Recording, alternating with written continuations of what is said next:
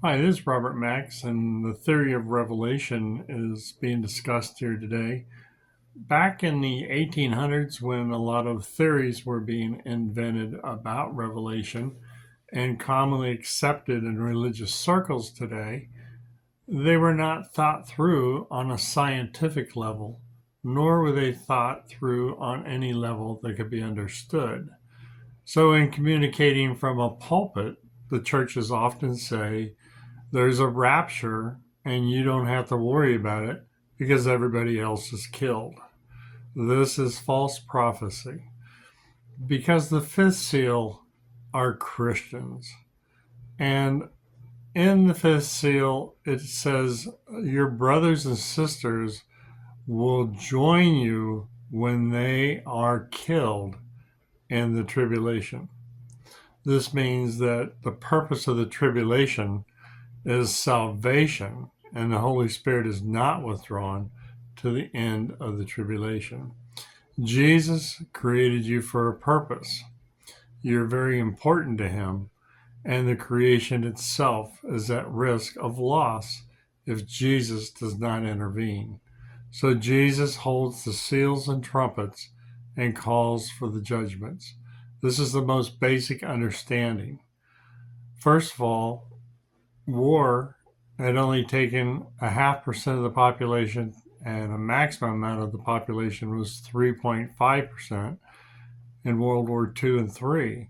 So to say that there's a 25% kill ratio is hard to understand when it comes to war. Recently, there was a study that said 4,400 nuclear weapons are released in a week, and the consequences are 5 billion people are killed. In the book of Revelation, it says 2 billion people are killed in war. And so if we extrapolate that, that's about 1,760 nuclear warheads are launched in a week. Currently, there are 1,800 nuclear weapons that can be launched in 15 minutes. This is a great tragedy, and people need to know its cause because they're not connected to Him. They're not connected to love. They're self-serving, and they are building machines and things that are so self-destructive, which is not in the spirit of God's love.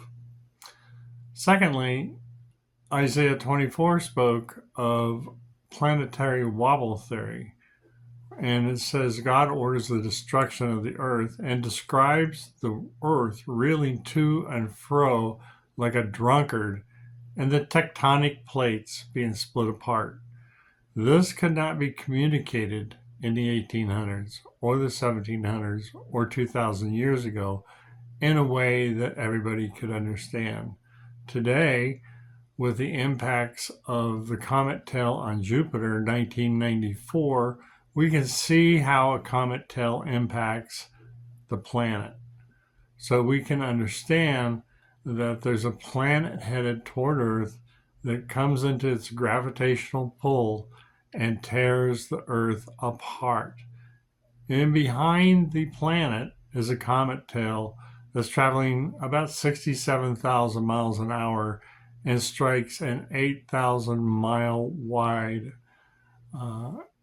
graph of the Earth. So it starts from Africa, and this is given in Ezekiel 38 and 39 when the invasion of Gog and Magog is predicted, and there's an earthquake, which is the sixth seal, and there's a wall of fire, which is trumpet one, which wipes out Gog and Magog outside of Israel and provides them weapons and food and supplies for 7 years so they don't have to participate with the Antichrist. And this happens 7 months before the 7 years. So when we explain Revelation, we need to use it both scientifically provable or scientifically unprovable and allow God to move on the planet with what His plan is for salvation.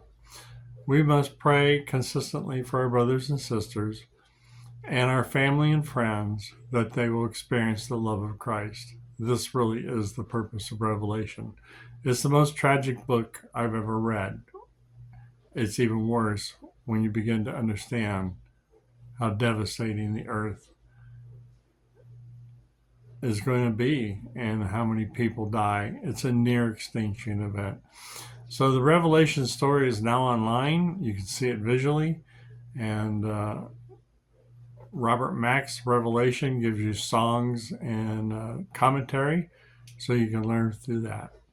Thank you. Appreciate it.